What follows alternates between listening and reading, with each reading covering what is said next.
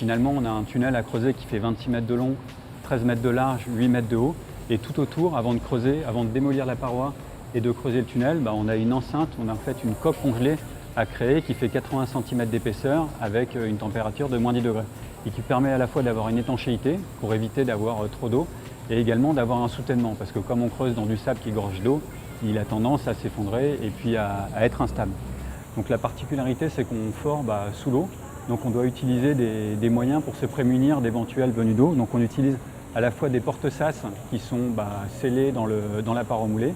Ensuite, on utilise des sas pour vraiment avoir une bonne étanchéité. Et ensuite, tout le système de protection, c'est à la fois des vannes guillotines, des vannes gonflables et également des joints tournants pour vraiment éviter d'avoir des venues d'eau trop importantes. Parce que derrière, il faut imaginer que derrière la paroi, on a de l'eau avec une pression de l'ordre de 2 bars, 2 bars et demi environ.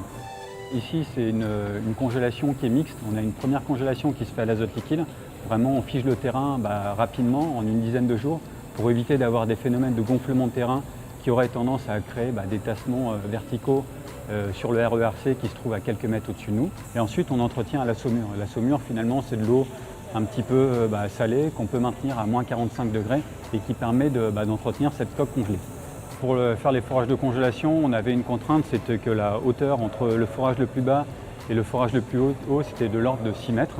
Donc on a développé avec les équipes de SPI Fondation un outil qui nous permet justement de savoir avoir cette plage de travail et également avoir une précision entre 5 et 10 cm à 15 mètres de profondeur. Donc vraiment une précision importante. Donc on a en fait utilisé un châssis de pale hydraulique sur lequel on a adapté un mât de foration avec tous les axes de rotation pour pouvoir se positionner le mieux possible en face du trou et guider le mieux possible l'axe du forage.